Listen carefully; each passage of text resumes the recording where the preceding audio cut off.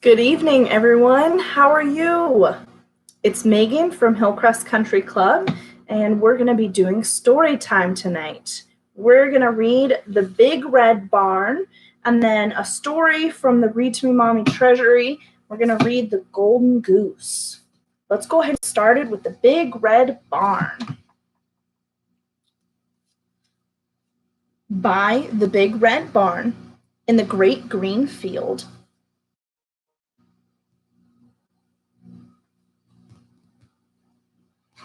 There was a pink pig who was learning to squeal. There was a great big horse and a very little horse.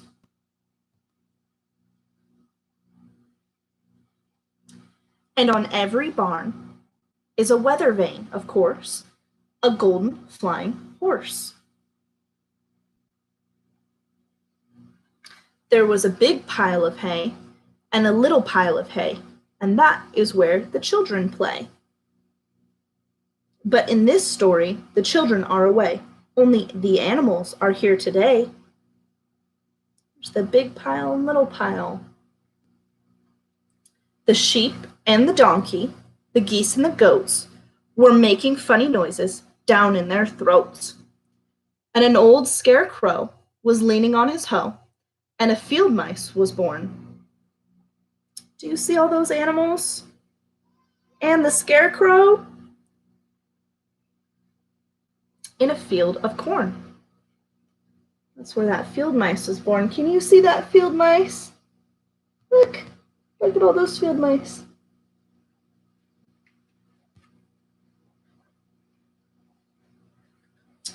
Cock-a-doodle-doo! In the barn there was a rooster and a pigeon too, and a big white hen standing on one leg, and under the hen was a quiet egg. Do you see all those birds? The rooster and the pigeon and the hen. There was a bantam rooster and a little bantam hen with a big clutch of eggs. Count them. There are 10. See all those eggs? Cock-a-doodle-doo! Moo! Moo! There was a big brown cow and a little brown cow. You see the big brown cow and the little brown cow? There was an old black cat, meow, meow, and a tiger tomcat, yow, yow. There was a big red dog, bow, wow, with some little puppy dogs, all round and warm.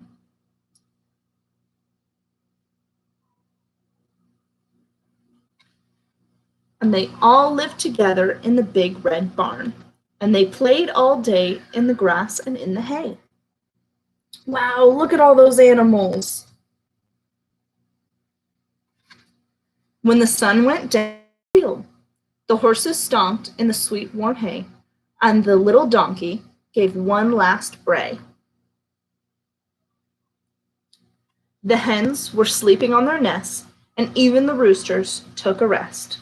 The little black bats flew away out of the barn at the end of the day. You see all the bats flying out of the barn?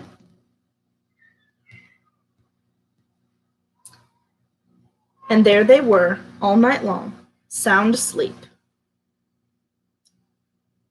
Everybody asleep in the big red barn. In the big red barn.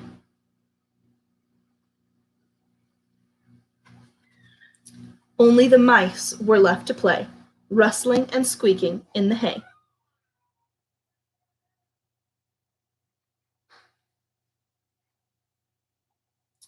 While the moon sailed high in the dark night sky. The end. Do you like farm animals? I do. I'd like to hang out in a big red barn with all those animals. I think that'd be pretty fun. All right, let's read The Golden Goose. Once there was a man who had 3 sons. 2 of them were clever, but everybody thought the youngest, called Peter, was silly. Even his family made fun of him. One day, the father sent the eldest son, Luke, into the forest to chop down a tree. He was his mother's favorite, and she made him a tasty lunch of fruitcake and gave him a bottle of milk so he wouldn't go hungry or thirsty. He was just about to start work when a little old man appeared. "Good morning, young sir," said the old man. "Please, may I have a bit of your cake and a sip of your milk? I'm hungry and thirsty." The eldest son shook his head. "If I give you some, there won't be enough for me," Luke said. "Be off with you, old man." Then he turned his back on the old man and began to chop down the tree. The old man shook his head sadly and disappeared. Chippity chop! Ouch! As if by magic, the eldest son's axe slipped and cut his arm, so he had to go home. As Luke was unable to chop any more wood, the father sent the middle son, Paul, into the forest to chop down the tree. His mother also gave him some cake and a bottle of milk. Paul had not gone far when the old man appeared. "Young sir, please, will you share your food with me?" he asked. "I'm hungry and thirsty." But the middle son wouldn't. "There will be none left for me," he laughed, ignoring the old man's strange expression. Then he lifted his axe to chop down the tree. Chippity chop! Oof! No sooner had Paul started work than his axe slipped and cut his leg, so he, too, had to go home.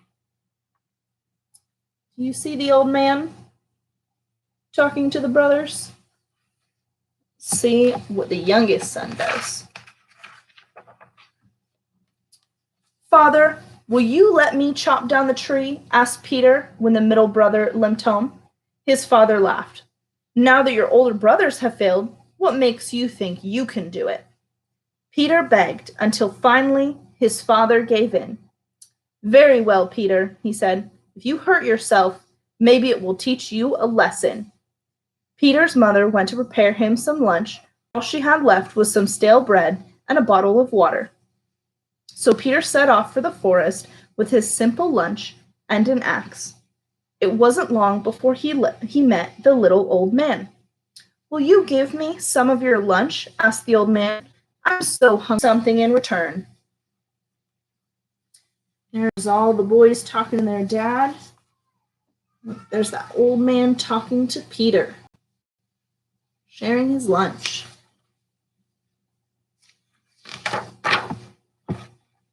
The old man told Peter to go over to an old tree and chop it down. "There's something special in its roots," he said mysteriously. But before Peter had a chance to ask what was under the tree, the old man disappeared.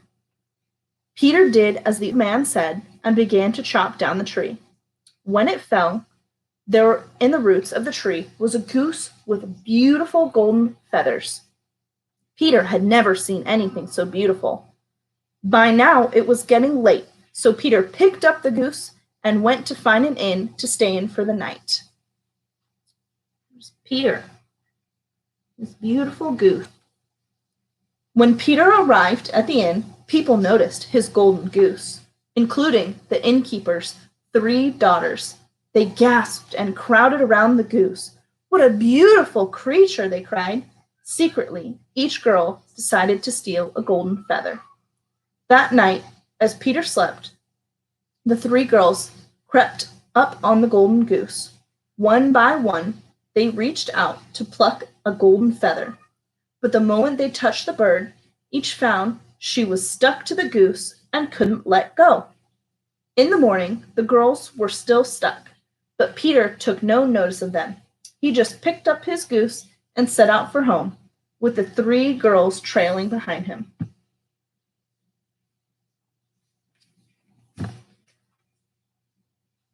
You see the girls stuck to the goose?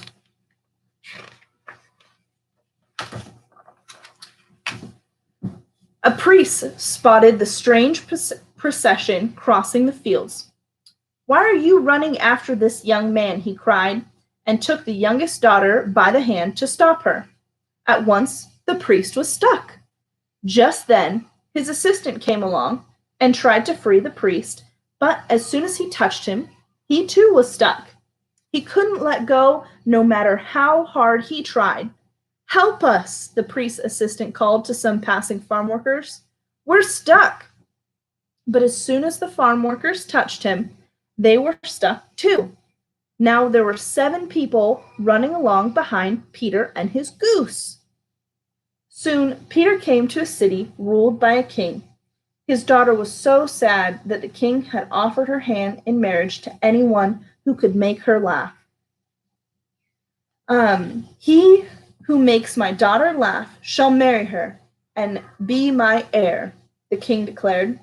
As soon as the princess saw Peter's ridiculous procession, she began to laugh as if she would never stop. But the king did not like the look of Peter. You can marry my daughter only if you can find a man who can drink every barrel in my castle, he said. Where will I find a man like that, thought Peter. There's Peter and his procession.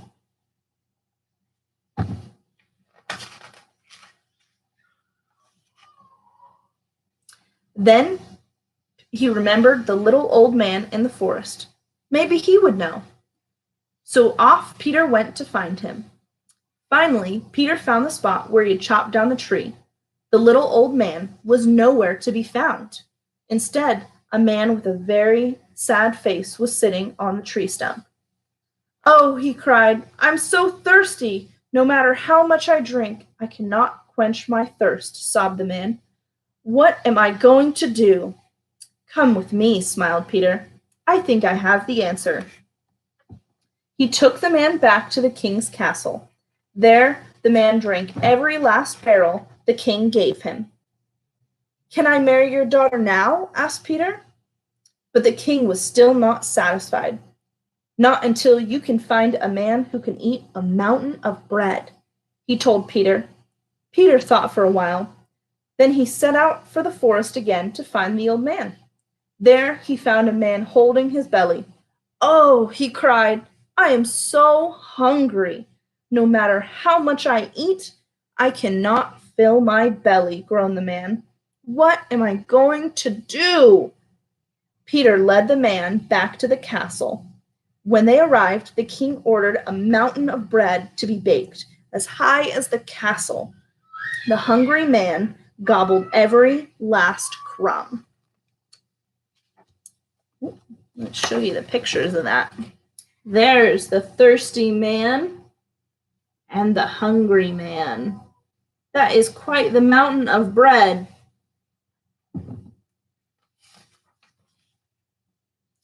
Now can I marry your daughter? Asked Peter. The king shook his head. First, you must bring me a ship that can sail on sea and land, he announced, certain the young man would fail. By now, Peter knew exactly what to do. He went straight back to the forest. This time, the little old man was waiting for him. The little old man listened carefully as Peter explained what he was looking for. Then he spoke. One good turn deserves another, he said. Once you gave me food and drink, so now I will give you the ship. Imagine the king's surprise when Peter came sailing back across the fields. It's a ship that can be on the land. Is there anything this young man cannot do? He cried. At last, the king realized he must allow Peter to marry his daughter. The wedding took place right away, and the young couple were very happy together. Many years later, when the old king finally died, Peter became a king himself. A very happy ending for a young man people once made fun of. The end. There's Peter and his princess. What did you think of the golden goose? It'd be a pretty neat treasure to find. Well, thank you for joining me this evening. I hope you were out enjoying a mostly sunshiny day, and we'll see you next time.